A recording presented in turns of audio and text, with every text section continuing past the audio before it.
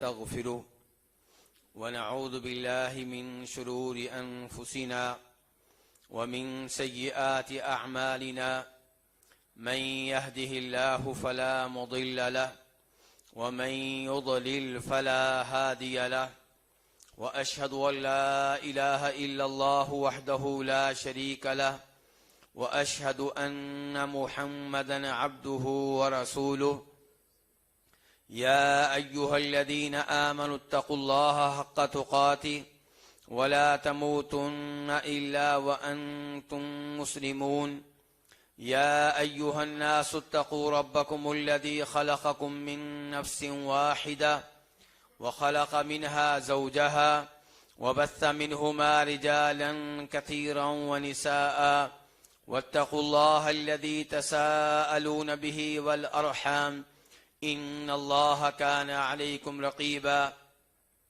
يا أيها الذين آمنوا اتقوا الله وقولوا قولا سديدا يصلح لكم أعمالكم ويغفر لكم ذنوبكم ومن يطع الله ورسوله فقد فاز فوزا عظيما أما بعد فإن خير الحديث كتاب الله وخير الهدي هدي محمد صلى الله عليه وسلم وشر الأمور محدثاتها وكل محدثة بدعة وكل بدعة ضلالة وكل ضلالة في النار۔ ہر قسم کی حمد و ثنا اللہ رب العزت کے لیے جو ہم پہ طرح طرح کی نعمتیں کرنے والا ہے، اور کثرت سے درود و سلام ہو امام الانبیاء جناب محمد الرسول اللہ صلی اللہ علیہ وسلم کی ذات اقدس پہ کہ جنہوں نے ہر ایک کے حقوق سے ہم کو آگاہ کیا۔ اولاد اللہ رب العزت کی طرف سے بہت ہی خوبصورت تحفہ ہے۔ اولاد اللہ رب العزت کی طرف سے ہم پہ بہت بڑا انعام ہے، اور یہ اتنا بڑا انعام ہے کہ اللہ رب العزت باقاعدہ اس کو انعام کے طور پہ ذکر کرتے ہیں اور احسان جتا کر کہتے ہیں کہ میں نے تمہیں اولاد جیسی نعمت دی ہے۔ چنانچہ اللہ رب العزت سورہ نحل میں ارشاد فرماتے ہیں وَاللَّهُ جَعَلَ لَكُم مِّنْ أَنفُسِكُمْ أَزْوَاجًا وَجَعَلَ لَكُم مِّنْ أَزْوَاجِكُمْ بَنِينَ وَحَفَدًا، کہ اللہ رب العزت نے تمہیں تمہاری جنس میں سے بیویاں دیں۔ اللہ کا یہ بھی بہت بڑا انعام ہے کہ اللہ نے بیویاں بنائیں تو انسانوں میں سے ہی، اگر جنوں میں سے ہوتی جانوروں میں سے ہوتی تو کیا کرتے؟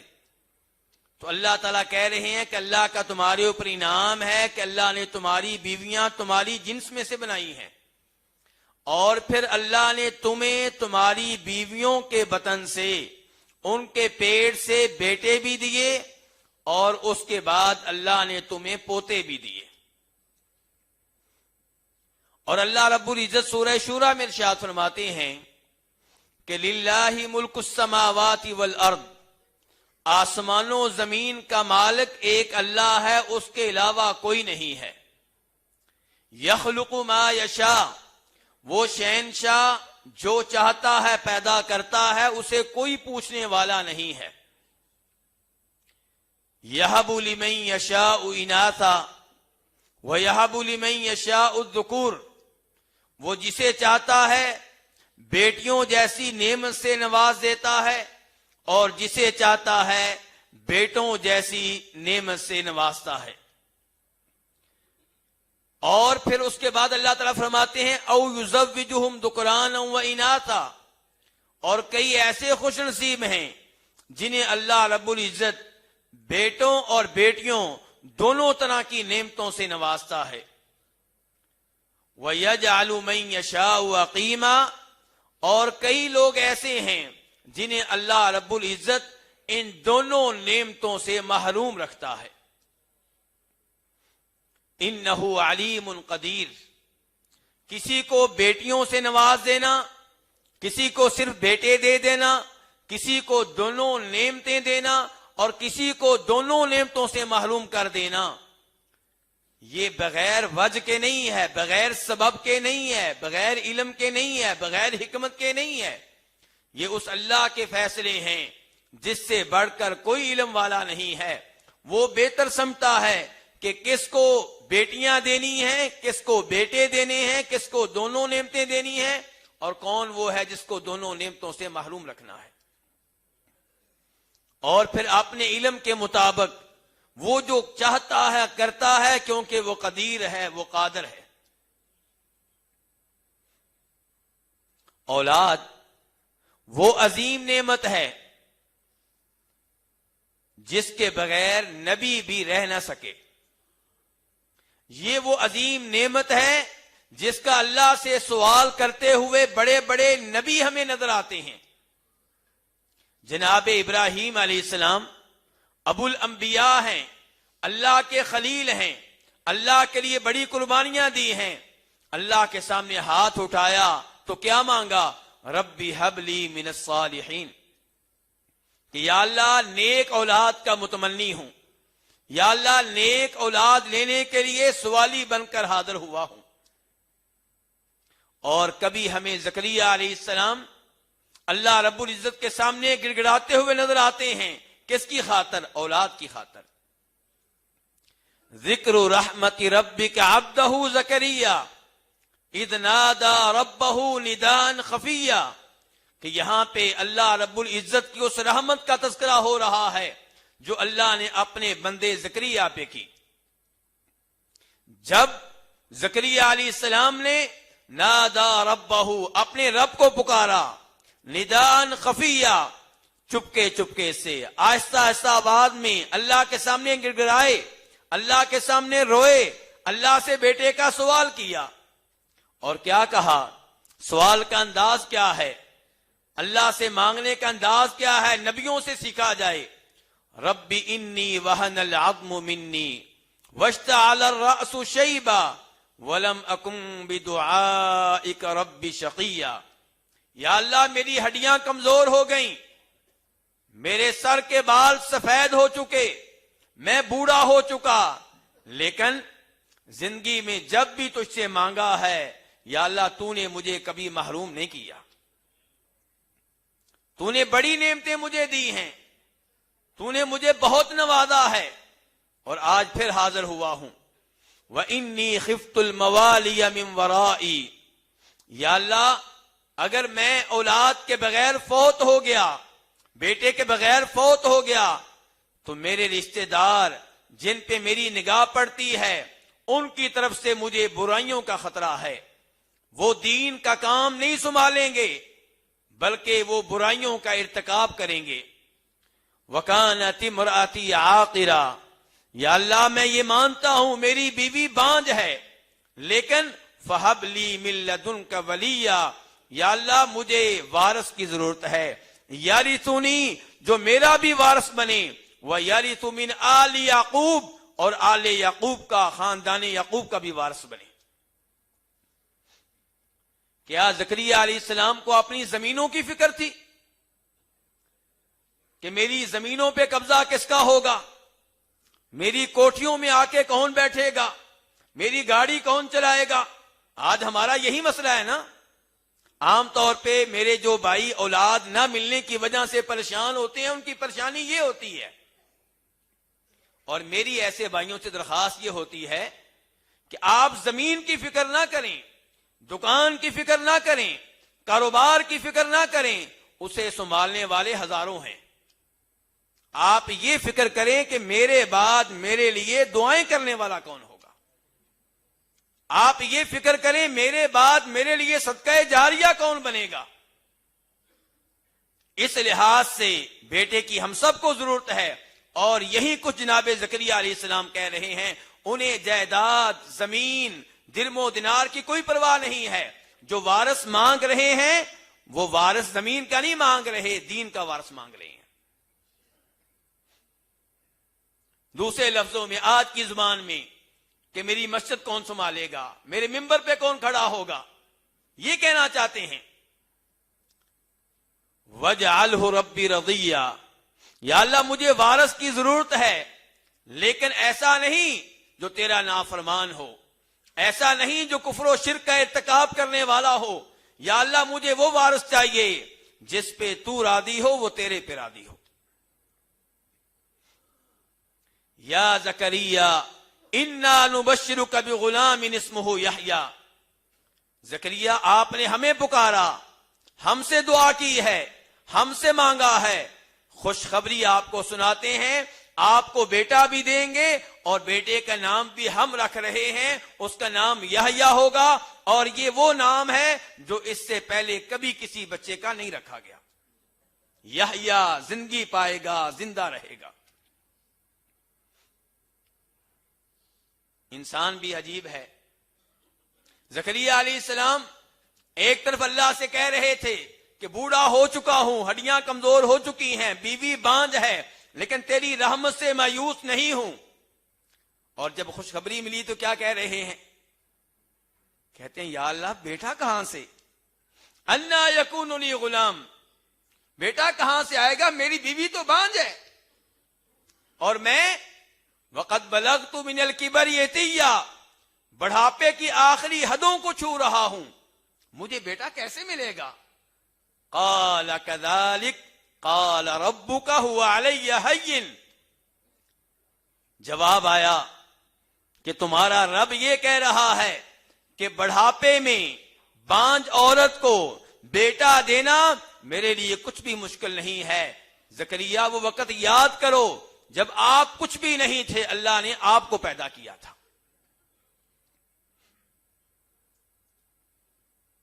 جناب زکریا علیہ السلام، جناب ابراہیم علیہ السلام اللہ رب العزت سے بیٹے مانگتے ہوئے نظر آتے ہیں۔ تو اولاد بہت بڑی نعمت ہے، نیک اولاد مل جائے، ان کو دیکھ کے انسان کی آنکھیں ٹھنڈی ہوتی ہیں، دل کو سرور ملتا ہے، گھر میں رونقیں لگ جاتی ہیں، گھر میں ایک بہار آ جاتی ہے۔ اللہ رب العزت فرماتے ہیں المال والبنون زینت الحیات الدنیا، کہ یہ مال اور یہ بیٹے دنیاوی زندگی کی زیب و زینت ہیں۔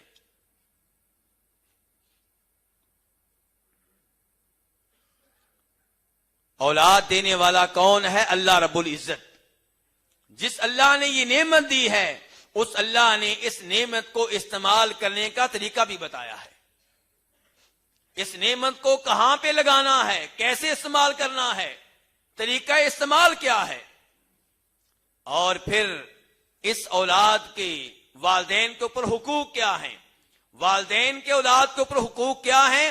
اس موضوع پہ بہت گفتگو ہوتی ہے، لیکن اولاد کے والدین پہ کیا حقوق ہیں، اس موضوع پہ گفتگو علماء کرام کبھی کبھار کیا کرتے ہیں۔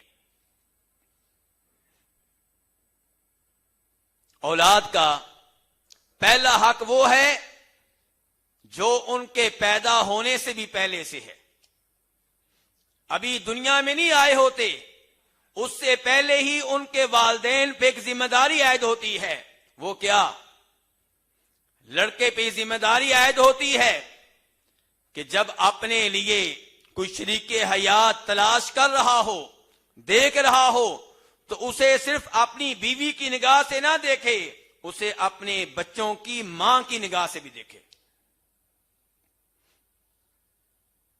صرف پری کی تلاش میں نہ رہے، یہ بھی سوچے کہ ایک ذمہ دار عورت کی ضرورت ہے جو میرے بچوں کی کل کو تربیت کرے گی۔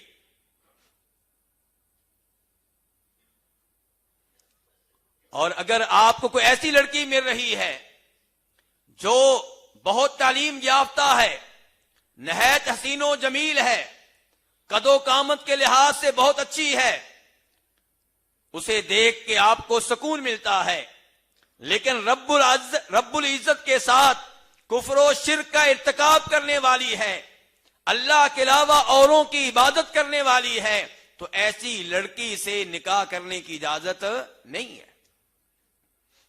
وَلَا تَنْكِحُوا الْمُشْرِكَاتِ حَتَّى يُؤْمِنْ، مشرک لڑکی سے نکاح کرنے کی اجازت نہیں ہے جب تک کہ مسلمان نہ ہو جائے، مومن نہ بن جائے، کلمہ نہ پڑھ لے۔ اللہ نے فرمایا یہ معاملہ اتنی اہمیت رکھتا ہے کہ ایک طرف وہ مسلمان لڑکی آپ کو مل رہی ہے جو مسلمانوں میں سب سے کم تر ہے، اور دوسری جانب آپ کو کافروں کی مشرکوں میں سے وہ لڑکی مل رہی ہے جو سب سے اعلیٰ ہے تعلیم کے لحاظ سے، حسن و جمال کے لحاظ سے، مال کے لحاظ سے، خاندان کے لحاظ سے۔ فرمایا اس سے نکاح کرنے کی اجازت نہیں ہے۔ یہ جو مسلمانوں میں کم تر لڑکی سمجھی جا رہی ہے یہ اس اعلیٰ ترین لڑکی سے بہتر ہے۔ وَلَا تُنْكِحُ الْمُشْرِكِينَ حَتَّى يُؤْمِنُوا، ساتھ یہ حکم آیا کہ اپنی بیٹیوں کا، اپنی بہنوں کا نکاح مشرک لڑکے سے نہ کرو جب تک کہ وہ مسلمان نہیں بن جاتا، مومن نہیں بن جاتا۔ اور ساتھ ہی کہہ دیا وَلَعَبْدٌ مُؤْمِنٌ خَيْرٌ مِّن مُشْرِكٍ وَلَوْ أَعْجَبَكُمْ، ایک مشرک لڑکا آپ کو داماد کے طور پہ اچھا لگ رہا ہے، بہنوئی کے طور پہ پیارا لگ رہا ہے، کیوں؟ تعلیم یافتہ ہے، اس کے پاس بہترین رہائش ہے، اس کے پاس بہترین کاروبار ہے، لیکن اللہ کے ساتھ اوروں کو شریک کرنے والا ہے۔ فرمایا اسے بیٹی کا رشتہ نہیں دینا، اسے بہن کا رشتہ نہیں دینا، اس کی جگہ پہ چاہے آپ کو ایسا مسلمان لڑکا مل رہا ہو جو مسلمانوں میں کم تر ہو، اس کم تر پہ گزارا کر لیں، لیکن اس مشرک کی جانب نہ جائیں۔ نبی علیہ الصلوۃ والسلام ارشاد فرماتے ہیں کہ کسی بھی عورت سے نکاح کے اسباب 4 ہوتے ہیں، یا تو اس سے نکاح ہوتا ہے اس کے حسن و جمال کی وجہ سے، یا اس کے مال کی وجہ سے، یا اس کے حسب و نسب کی وجہ سے، یا اس کے دین کی وجہ سے۔ فرمایا فَاظْفَرْ بِذَاتِ الدِّینِ تَرِبَتْ یَدَاکَ، اگر کامیابی چاہتے ہیں تو اس لڑکی سے نکاح کریں جس کے پاس دین ہو، توحید ہو، نماز پڑھنے والی ہو، قرآن پاک کی تلاوت جانتی ہو، انگلش آتی ہو یا نہ آتی ہو یہ شرط نہیں ہے، قرآن پاک کی تلاوت آتی ہو، قرآن پاک کا علم اس کے پاس موجود ہو، اور وہ شرک و بدعات سے بچنے والی ہو۔ فرمایا اس لڑکی سے آپ نکاح کریں۔ اگر توحید کے ساتھ ساتھ، دین کے ساتھ ساتھ باقی خوبیاں بھی موجود ہیں، حسن و جمال موجود ہے، اچھی بات ہے، مال موجود ہے، اچھی بات ہے، لیکن بنیادی شرط کیا ہے؟ دین۔ تو یہ لڑکے کو ترغیب دی جا رہی ہے کہ اپنے بچوں کی ماں وہ منتخب کریں جس کے پاس دین ہو۔ اور دوسری جانب کیا کہا جا رہا ہے؟ امام ترمذی روایت کرتے ہیں کہ جب آپ لوگوں کے پاس آپ کی بیٹی کا رشتہ لینے کے لیے، بہن کا رشتہ لینے کے لیے کوئی ایسا نوجوان آئے جس کے پاس دین ہے، جس کے پاس اخلاق ہے، فرمایا اسے اپنی بیٹی اور بہن کا رشتہ دے دو۔ اگر تم یہ کام نہیں کرو گے تو معاشرے میں فساد اور فتنہ پھیل جائے گا۔ تو لڑکے کا کام یہ ہے کہ اپنے بچوں کے لیے ایسی لڑکی کا انتخاب کرے جو بچوں کی بہترین ماں بن سکے، جو بچوں کی دین کے مطابق تربیت کر سکے۔ اور لڑکی کو چاہیے کہ جب اس کا باپ، اس کا بڑا بھائی اس سے رابطہ کرے اور بتائے کہ فلاں جگہ پہ ہم تیرا رشتہ کر رہے ہیں، تو اس لڑکے کا انتخاب کرے جس کے پاس دین کی دولت ہو۔ یہ حق ہے کس کا؟ اولاد کا۔ اور یہ اولاد کا وہ حق ہے جو ان کی پیدائش سے بھی پہلے سے ہے۔ پیدا ہونے کے بعد اولاد کے حقوق کیا ہیں؟ پیدائش کے بعد پہلا حق یہ ہے کہ اس کو گٹی دی جائے، اور گٹی کے لیے کسی ایسے شخص کے پاس بچے کو بھیجا جائے جسے یہ معلوم ہو کہ اس بچے کو دعائیں کیسے دینی ہیں۔ ام المؤمنین عائشہ فرماتی ہیں اس حدیث میں جسے امام مسلم رحمہ اللہ روایت کرتے ہیں کہ نبی علیہ الصلوۃ والسلام کے پاس بچے لائے جاتے، آپ انہیں گٹی دیتے اور ان کے لیے برکت کی دعائیں کیا کرتے تھے۔ جب صحابہ کرام ہجرت کر کے مدینہ پہنچے، ابھی قباء میں تھے، جناب اسماء بنت ابو بکر رضی اللہ تعالیٰ عنہما کے ہاں زبیر بن عوام کے بیٹے کی ولادت ہوئی، تو جناب اسماء نے اس بچے کو فوری طور پہ نبی علیہ الصلوۃ والسلام کے پاس بھیجا تاکہ آپ اسے گٹی دیں اور اس کے لیے دعائیں کریں۔ یہ بچہ کون سا تھا؟ عبداللہ بن زبیر رضی اللہ تعالی عنہما۔ اور جناب ابو طلحہ نے اور ام سلیم نے اپنے بیٹے کو نبی علیہ الصلوۃ والسلام کی طرف بھیجا جناب انس بن مالک کے ذریعے، اور ساتھ کھجوریں بھی بھیجیں تاکہ آپ اس بچے کو گٹی دیں۔ اور یہ بچہ کون تھا؟ عبداللہ بن ابو طلحہ۔ ابو موسیٰ اشعری رضی اللہ تعالیٰ عنہ اپنے بیٹے کو لے کر آئے، آپ نے اس کے لیے برکت کی دعائیں کی اور اسے گٹی دی، اور یہ کون تھا؟ ابراہیم بن ابو موسیٰ اشعری۔ یہ سب روایات مسلم شریف کی ہیں۔ تو صحابہ اکرام اپنے بچے نبی علیہ الصلوۃ والسلام کے پاس لے کر آتے، آپ انہیں گٹی بھی دیتے اور ان کے لیے برکت کی دعا بھی کیا کرتے تھے۔ تو بچے کے حقوق میں سے پیدائش کے بعد یہ پہلا حق ہے کہ آپ اسے گٹی کے لیے کسی ایسے آدمی کے پاس لے کر جائیں جو اسے دعائیں دے سکے۔ بچے کا دوسرا حق یہ ہے کہ اسے دودھ پلایا جائے، اور کوشش کی جائے کہ اسے اس کی ماں کا دودھ پلایا جائے۔ اگر ماں کسی وجہ سے دودھ نہیں پلا سکتی تو کسی اور عورت کا بندوبست کیا جائے، یعنی کہ مصنوعی دودھ سے بچنے کی کوشش کی جائے۔ اللہ رب العزت ارشاد فرماتے ہیں والوالدات یرضعن اولادہن حولین کاملین، مائیں انہیں چاہیے کہ اپنے بچوں کو کم از کم 2 سال دودھ پلائیں۔ اللہ رب العزت بچے کے حقوق قرآن میں بیان کر رہے ہیں، اور دودھ کا معاملہ اللہ رب العزت نے بار بار بیان کیا ہے۔ آگے چل کر اللہ تعالیٰ فرماتے ہیں فَإِنْ أَرَادَا فِصَالًا عَنْ تَرَاضٍ مِّنْهُمَا وَتَشَاوُرٍ فَلَا جُنَاحَ عَلَيْهِمَا۔ دودھ کے معاملے کو اللہ تعالیٰ کتنی اہمیت دے رہے ہیں۔ اللہ تعالیٰ فرماتے ہیں کہ اگر میاں بیوی دونوں باہمی مشورہ کر کے باہمی نظامبندی سے اس نتیجے پہ پہنچیں کہ بچے کا دودھ اب چھڑا دیا جائے تو اس میں کوئی حرج نہیں ہے۔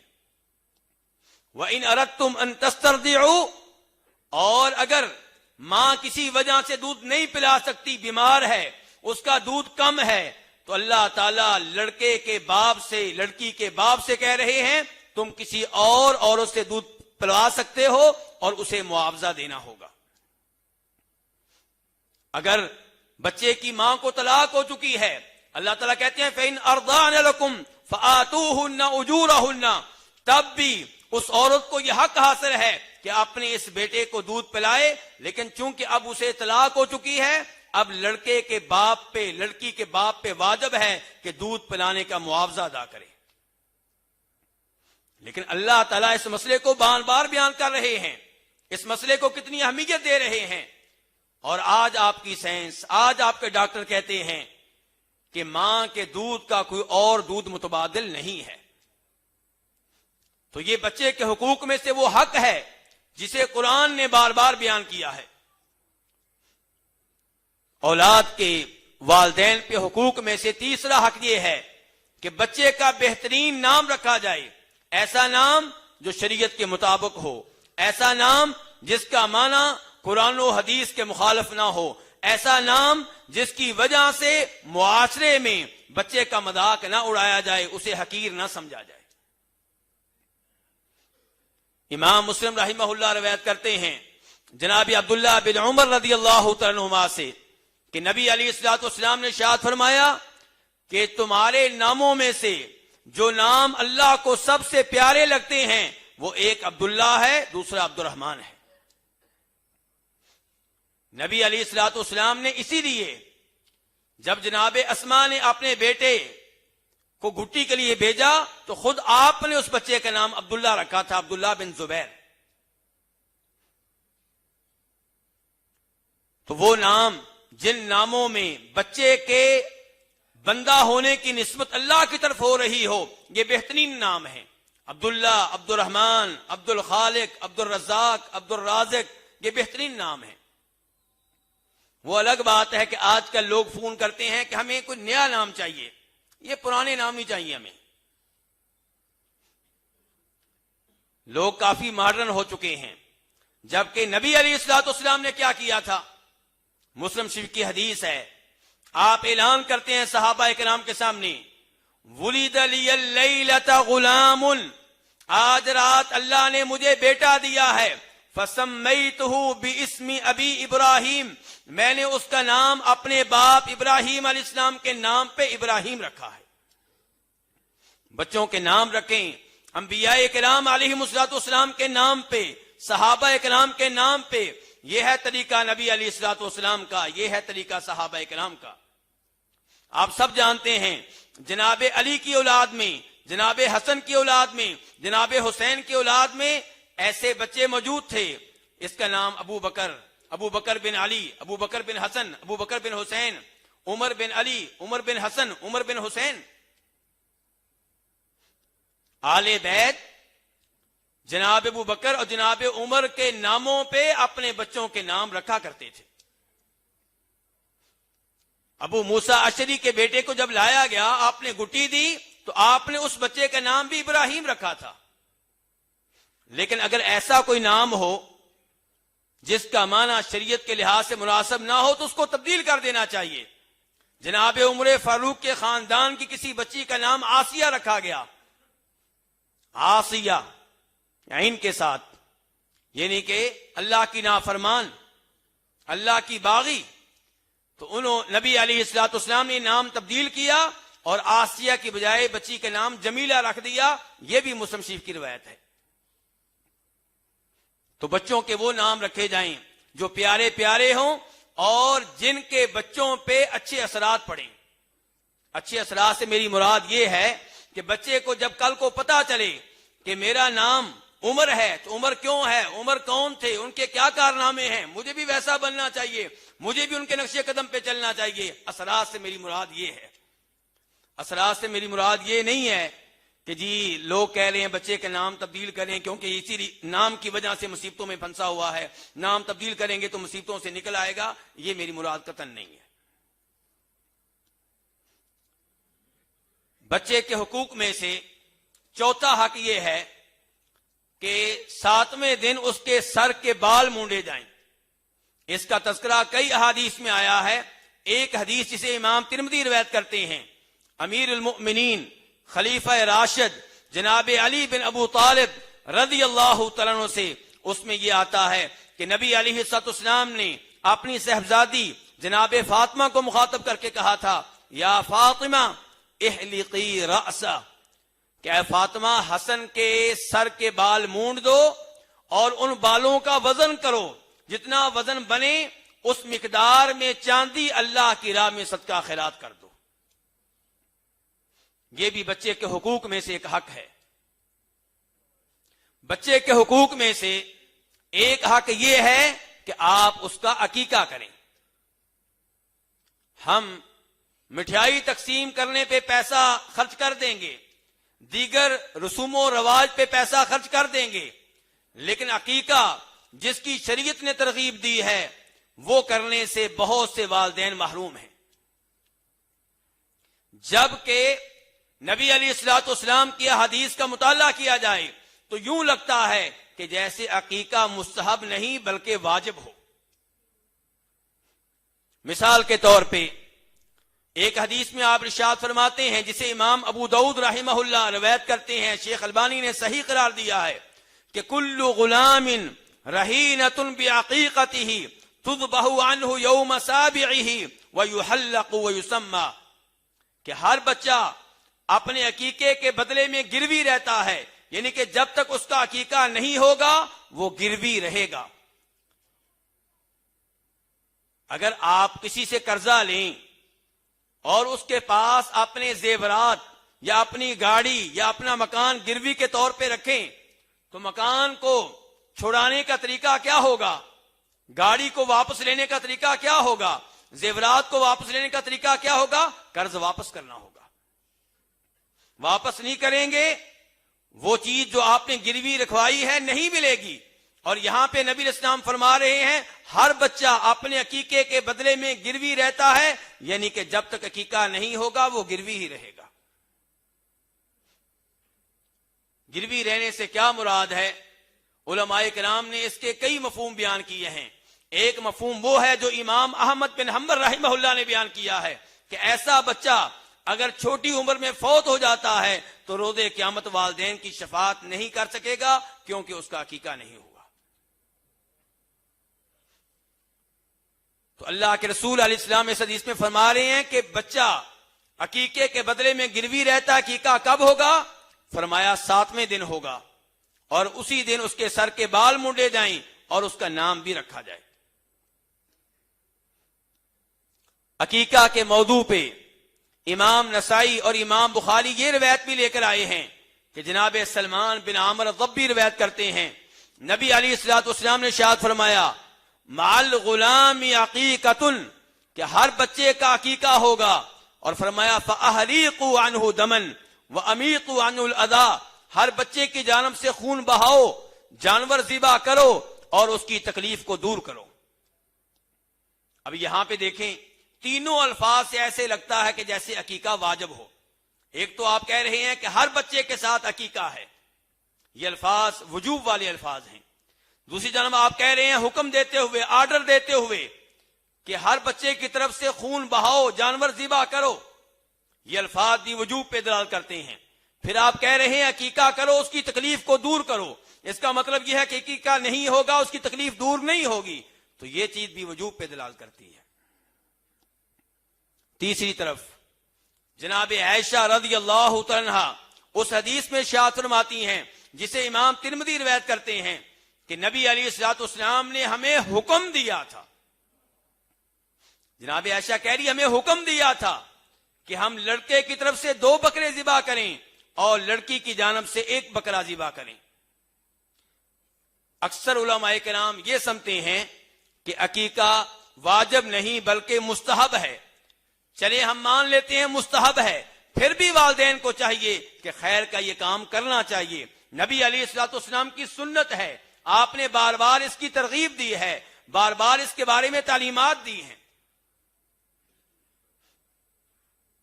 بچے کے حقوق میں سے یہ بھی ایک حق ہے کہ بچے کے لیے دعائیں کی جائیں۔ جیسے اولاد کو چاہیے کہ والدین کے لیے دعا کرے رب ارحمہما کما ربیانی صغیرا، ایسے ہی والدین کو چاہیے کہ اپنی اولاد کے لیے دعا کریں۔ ابراہیم علیہ السلام کیا کہہ رہے ہیں؟ وجنبنی وبنی ان نعبد الاصنام، یا اللہ مجھے اور میری اولاد کو شرک کے جرم سے محفوظ رکھنا۔ کبھی کہہ رہے ہیں رب اجعلنی مقیم الصلاۃ ومن ذریتی، یا اللہ مجھے اور میری اولاد کو پکا نمازی بنا دے، نماز قائم کرنے والا بنا دے۔ اور کبھی قرآن پاک میں ہمیں سکھایا جا رہا ہے کہ اولاد کے لیے یوں دعا کریں وَأَصْلِحْ لِي فِي ذُرِّيَّتِي، یا اللہ میری اولاد کو ٹھیک کر دے۔ تو اولاد کے لیے دعائیں کرنی چاہیے، اور والدین کے بارے میں تو یہاں تک آیا ہے کہ والد اگر اولاد کے حق میں دعا کرے تو اللہ رب العزت قبول فرماتے ہیں۔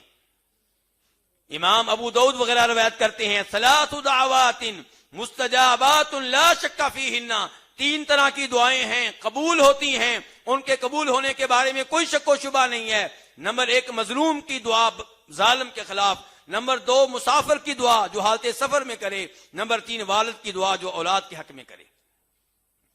لیکن وہاں پہ یہ بھی تنبیہ آئی ہے، نبی علیہ الصلوۃ والسلام یہ بھی تنبیہ فرماتے ہیں کہ اپنے آپ کو بددعا نہ دو، اپنی اولاد کو بددعا نہ دو، اپنے کاروبار کو، مال کو، جانوروں کو بددعا نہ دو، کہیں ایسا نہ ہو کہ ادھر تم بددعا دو ادھر اللہ قبول فرما لے پھر پچھتاتے رہو۔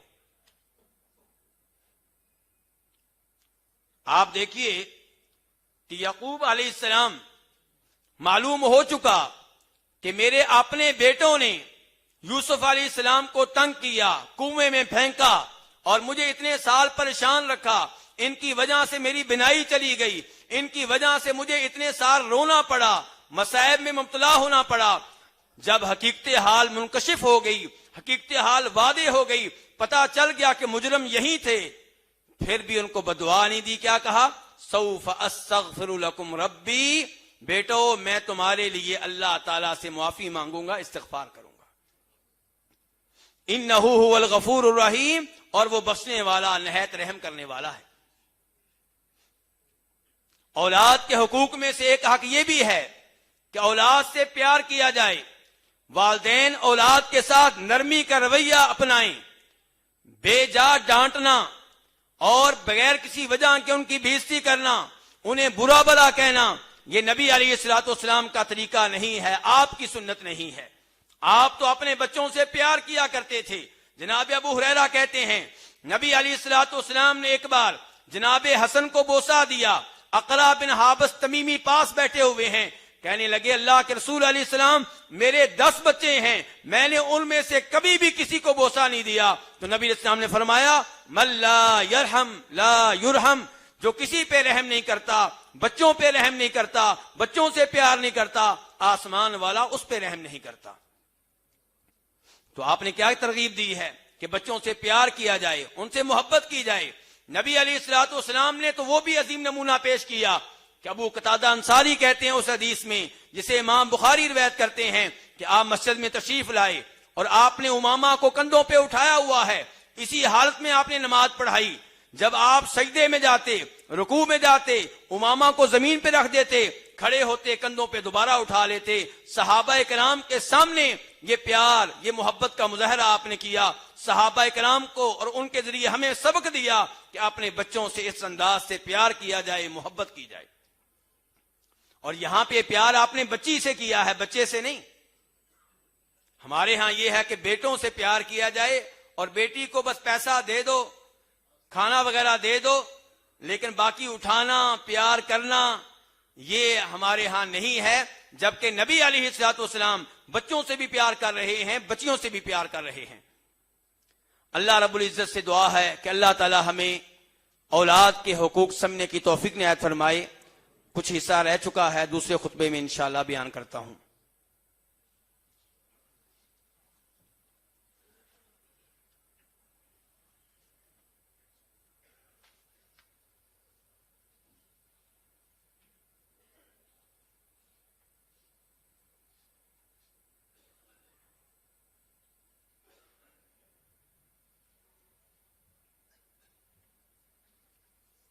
ان الحمد لله نحمده ونستعينه ونستغفره ونعوذ بالله من شرور انفسنا ومن سيئات اعمالنا. من يهده الله فلا مضل له ومن يضلل فلا هادي له، واشهد ان لا اله الا الله وحده لا شريك له واشهد ان محمدا عبده ورسوله. اولاد کے بہت سے حقوق میں نے بیان کر دیے، لیکن اولاد کے جو بڑے حقوق ہیں وہ ابھی تک میں نے بیان نہیں کیے. اولاد کا بڑا حق یہ نہیں ہے کہ آپ انہیں دودھ پلائیں. اولاد کا بڑا حق یہ نہیں ہے کہ آپ انہیں بوسے دیں. اولاد کا بڑا حق یہ نہیں ہے کہ آپ ان کے سر کے بال موڑ دیں. اولاد کا بڑا حق یہ ہے کہ آپ انہیں درست عقیدہ دیں، آپ انہیں غلط عقیدے سے روکیں، آپ انہیں توحید کی راہ بتائیں اور شرک کے راستوں سے خبردار کریں. اور یہ وہ حق ہے جو انبیاء کرام علیہ الصلوۃ والسلام ادا کرتے رہے اور اس کا اہتمام کرتے رہے، اور دیگر جو اولیاء اور صالحین اور حکماء گزرے ہیں انہوں نے بھی یہ حق ادا کیا ہے. جناب لقمان کو دیکھ لیں، اللہ تعالیٰ نے جنہیں حکیم قرار دیا، عقل مند قرار دیا، انہوں نے سب سے پہلی نصیحت اپنے بیٹے کو کیا کی تھی؟ یا بنی لا تشرک باللہ. بیٹا اللہ کے ساتھ کبھی بھی کسی اور کو شریک نہ کرنا. ان الشرک لظلم عظیم، شرک سب سے بڑا ظلم ہے. اور اس کے بعد دوسری نصیحت کیا کرتے ہیں؟ بیٹے کو تعارف کرا رہے ہیں کس کا؟ بتا رہے ہیں چچا کون ہے، ماموں کون ہے؟ نہیں، کیا بتا رہے ہیں؟ اللہ رب العزت کا تعارف، اللہ تعالیٰ کی علم کے بارے میں، قدرت کے بارے میں بتا رہے ہیں. یا بنیا انہا ان تک مثقال حبۃ من خردل فتکن فی صخرۃ او فی السماوات او فی الارض یأتی بها اللہ. بیٹا اللہ وہ ہے، وہ علیم ہے، وہ قدیر اور قادر ہے. آپ گناہ کہیں پہ بھی کریں، چھپ کے کریں، کنڈیاں لگا کے کریں، اندھیرا کر کے کریں، اللہ رب العزت اس عمل کو روز قیامت حاضر کرے گا. اللہ اس کو جانتا ہے. بیٹے کے دل میں اللہ رب العزت کی عظمت کو داخل کرنا، اللہ کے خوف کو پیدا کرنا، اللہ رب العزت کے نام بتانا، اللہ رب العزت کی صفات بتانا، یہ والدین کی ذمہ داری ہے۔ عقیدے کے بعد، اللہ کی ذات کا تعارف پیش کرنے کے بعد، دوسری بڑی ذمہ داری والدین کی یہ ہے کہ اپنی اولاد کو شریعت کے احکام بتائیں، اور سب سے بڑا حکم نماز۔ جناب لقمان کیا کہہ رہے ہیں؟ یا بنی اقم الصلاۃ، بیٹا نماز قائم کرتے رہنا، نماز پڑھتے رہنا۔ اور ہمارے نبی علیہ السلام کیا فرماتے ہیں؟ ابو داؤد شریف کی حدیث ہے، 7 سال کا بچہ ہو جائے اسے نماز پڑھنے کا کہو، 10 سال کا ہو جائے نماز نہ پڑھے اس پہ اس کی پٹائی کرو۔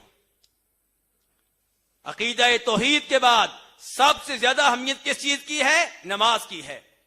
اور اپنے چھوٹے سے بیٹے کو نماز کے بعد کیا کہہ رہے ہیں؟ وَأْمُرْ بِالْمَعْرُوفِ وَانْهَ عَنِ الْمُنْكَرِ، بیٹا خود بھی توحید پہ رہنا ہے، نماز پڑھنی ہے، دوسروں کو بھی نماز پڑھنے کا حکم دینا ہے، دوسروں کو بھی توحید کی دعوت دینی ہے۔ وَانْهَ عَنِ الْمُنْكَرِ، اور برائی سے بھی روکنا ہے، صرف توحید کی دعوت نہیں دینی، شرک سے روکنا بھی ہے۔ یعنی کہ صاف صاف بتایا جائے اپنے بیٹے کو کہ بیٹا غیر اللہ کی قسم اٹھانا یہ انسان کو شرک میں داخل کر دیتا ہے، اس سے اجتناب کریں۔ صاف صاف بتایا جائے کہ تعویذ، خصوصاً وہ تعویذ جو قرآن کے علاوہ ہوں، نبی علیہ الصلوۃ والسلام کی دعاؤں کے علاوہ ہوں، ان سے بچا جائے، کیونکہ اللہ کے رسول نے فرمایا ہے کہ من علق تمیمۃ فقد اشرک، جو تعویذ لٹکائے گا وہ شرک کرے گا۔ اپنی اولاد کو بتایا جائے کہ کسی بھی لڑکی کو اپنی بھابھی کو منحوس قرار نہیں دینا کہ جب سے یہ آئی ہے رزق میں کمی ہو گئی ہے، جب سے یہ آئی ہے گھر میں مسائل پیدا ہونے شروع ہو گئے ہیں۔ کوئی انسان منحوس نہیں ہے، کوئی آواز منحوس نہیں ہے، کوئی ہندسہ 13 کا ہندسہ منحوس نہیں ہے، کوئی دن منحوس نہیں ہے، بدھ کا دن منحوس نہیں ہے، کوئی مہینہ منحوس نہیں ہے۔ یہ توحید کا سبق اور شرک سے انداز سے صاف صاف روکا جائے۔ توحید کی دعوت تو ہر کوئی دے رہا ہے، لیکن واضح طور پہ ہم اولاد کو شرکیہ امور اور الفاظ کے بارے میں نہیں بتاتے، اسی لیے جب وہ گھر سے نکلتے ہیں، ہاسٹل میں پہنچتے ہیں، کالج یونیورسٹی میں داخل ہوتے ہیں تو شرکیہ امور میں بھی واقع ہو جاتے ہیں۔ ہم ایک ہی شرک بتاتے رہتے ہیں، کیا کہ قبر والے سے نہیں مانگنا، باقی امور، باقی تفصیلات، باقی شرک کی مثالیں، یہ بھی میرے بھائی میری اور آپ کی ذمہ داری ہے۔ اور لقمان حکیم یہاں پہ کیا کہہ رہے ہیں بیٹے سے؟ کہ وہاں پہ جا کے لوگوں کے سامنے جا کے نیکی کا حکم دینا ہے، برائی سے روکنا ہے۔ اور ہم کیا کہتے ہیں؟ بیٹا سکول میں جا کے، کالج میں جا کے کسی سے ایسی ویسی بات نہیں کرنی۔ ہر ایک کا اپنا اپنا عقیدہ، اپنا اپنا فرقہ، ہر کوئی اپنی جگہ پہ صحیح ہے۔ اور لقمان حکیم کیا کہہ رہے ہیں؟ نیکی کا حکم دینا ہے، برائی سے روکنا ہے۔ اب لقمان حکیم کو بھی پتا تھا کہ جب میرا بیٹا یہ کام کرے گا، نیکی کے بارے میں بتائے گا، برائی سے روکے گا، مسائل پیدا ہوں گے، لڑائیاں ہوں گی، لوگ برا بلا کہیں گے۔ کہا وَاصْبِرْ عَلَىٰ مَا أَصَابَكَ، مصیبتیں آئیں گی صبر کرنا ہے،